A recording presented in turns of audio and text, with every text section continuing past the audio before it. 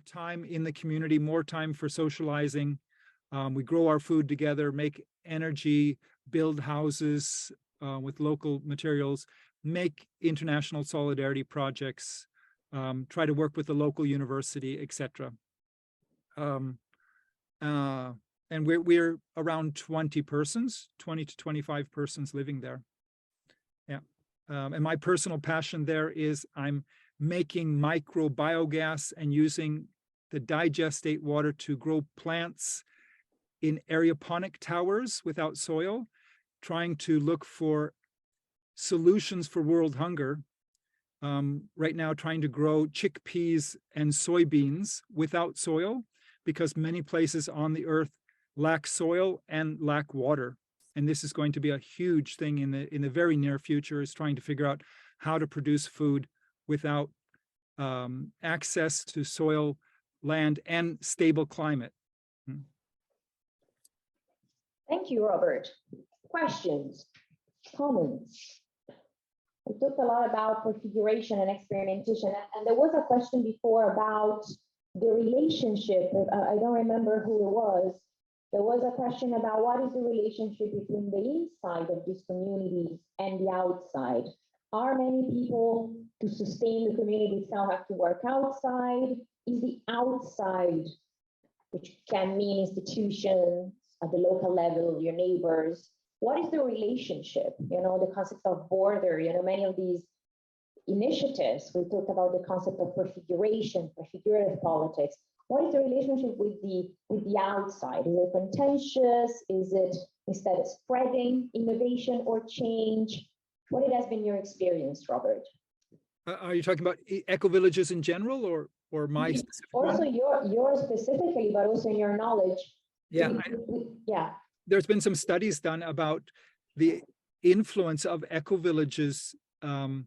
The eco-villages spread innovation to rural areas. They also repopulate rural areas. I think there a lot of innovation happens because we're looking for answers, and we're also coming maybe with different cultures mixing together, looking for ways of fulfilling our needs, and that creates new ideas, new businesses. There's been a study done around eco-villages in Drôme, the south of France, about the number of businesses that started after an eco-village was created there. That people, that people like start a German bakery in the south of France because suddenly people are demanding more wholesome bread than is available otherwise in a village in the south of France. So you do see these spin-off effects, new technologies. We spread also alternative technologies developed in eco-villages between our eco-villages. So I have a sail bicycle from an eco-village in the Netherlands. We have our biogas system came through a cooperation with Tamera eco-village in Portugal. We have our wind turbine made through a cooperation with Los Portales eco-village in Spain. So we're exchanging knowledge, experiences, methodologies for living together with each other. Yeah, I see Maya joined. Do you want to type a question, or you just yeah, please go ahead. I'm just gonna type. Yeah, sure. And awkward. I'm just gonna. Okay. Yeah. And then Ricardo. Yes. Yeah. So we've talked a bit about cults and how intentional communities can kind of accidentally overlap with that. So I was wondering, I always think about cults like it's something that's hard to leave. So I wonder about people, we're talking about how people enter eco-villages. Do people leave? And is that like hard, easy? What happens? Yeah, I think, I mean, it could be financially in different places. Maybe financially it's difficult to leave, but I understand what you're saying. I mean, I could say there is what I would call a problem with cultishness in a very few cases, and not in the global eco-village network. There are other eco-villages that are not welcome in the eco-village movement, where we see a problem with cultish behavior or sect. I mean, most eco-villages, they're very free to move in and out.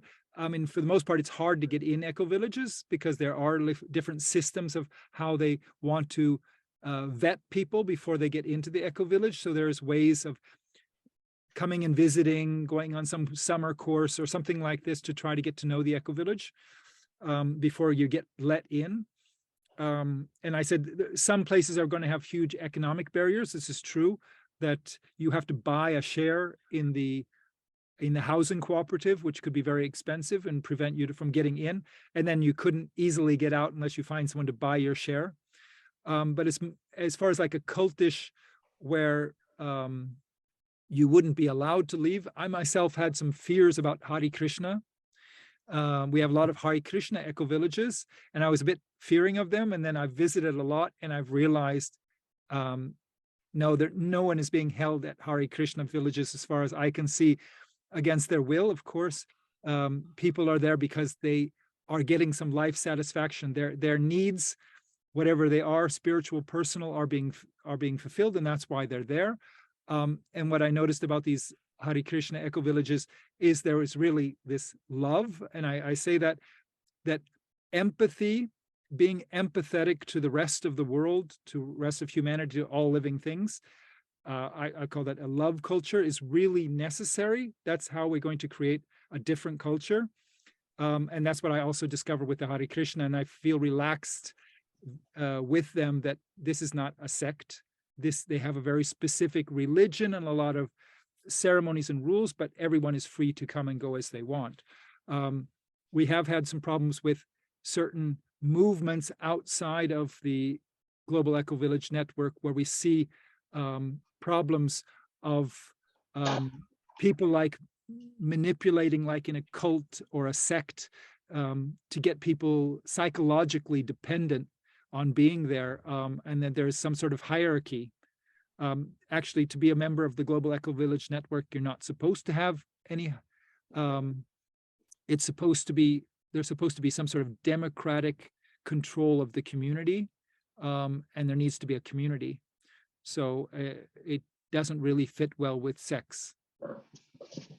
Yeah, thanks, Robert. I know Ricardo had a question. Hi, can you hear me? Yes, I can. Yes. I'm very curious, like, about your own eco-village. Like, what is the biggest challenge you faced when you started your eco-village, and how did you see, like, more like internal, if you have any kind of bureaucracy or like structure, how that developed through times? And did you feel like now your eco-village is more like an institution rather than a laboratory or an experiment? Or do you still feel this experimental, that there is still space to experiment within the community you created? Okay. Thanks. Thank you. Yeah, good questions. It was like a series of questions. I mean, during the 15 years, we struggled. We were waiting for all these Swedish families with children, and they never came, or basically never came. Instead, we got a lot of internationals coming and staying for many years. So the place became very international and not so Swedish.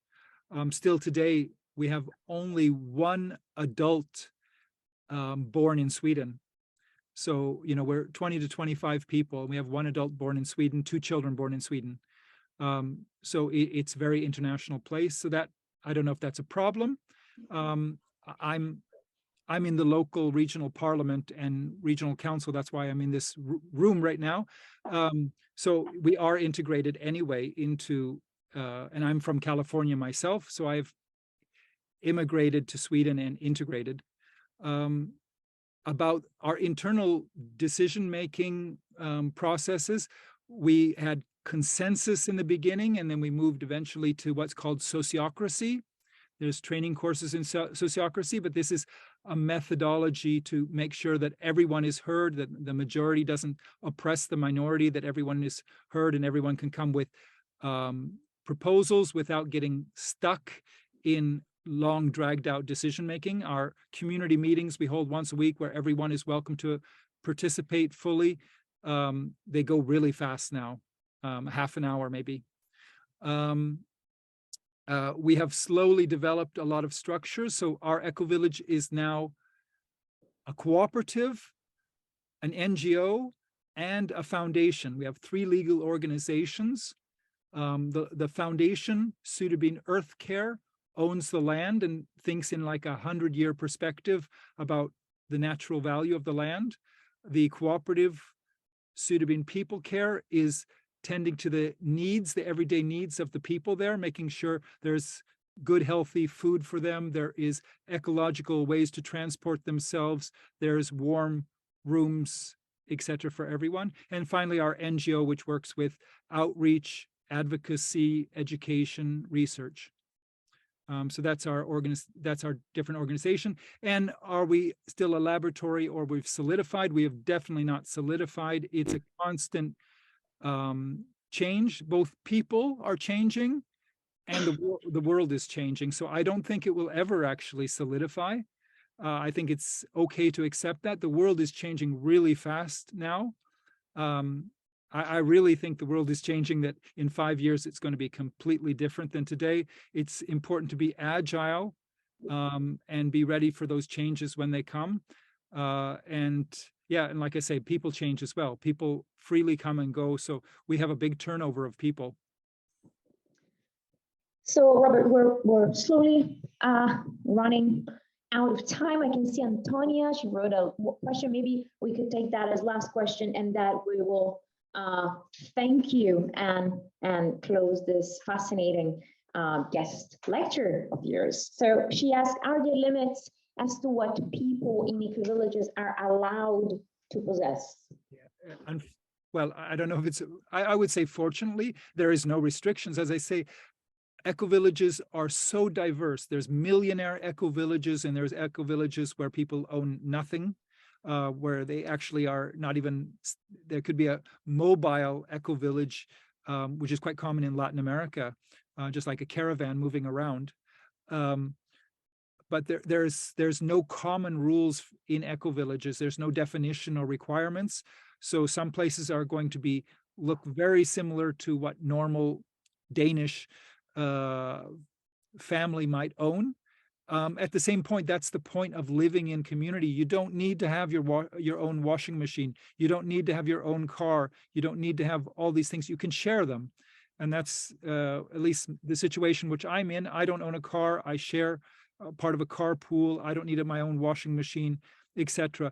I mean, we go to great lengths of what we share. We share almost everything. So we have a common community free shop. When you're tired of your clothes, you put them in the free shop. Someone else goes there, and next day you see someone else wearing your clothes. That's the norm.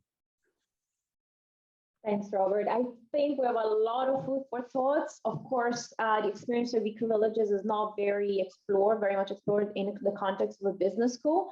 So I think all the students will have a lot to reflect on. They're probably provoked, stimulated. And so I just wanted to thank you for your time and patience with us. And if you have any material that you want to share, you can send it to me via email, and maybe I can upload it for the students. Okay, so I'll log off, and then I'll send you a follow-up email later. Thank you so much. Thank you. Bye-bye, everyone. Thank you. Okay.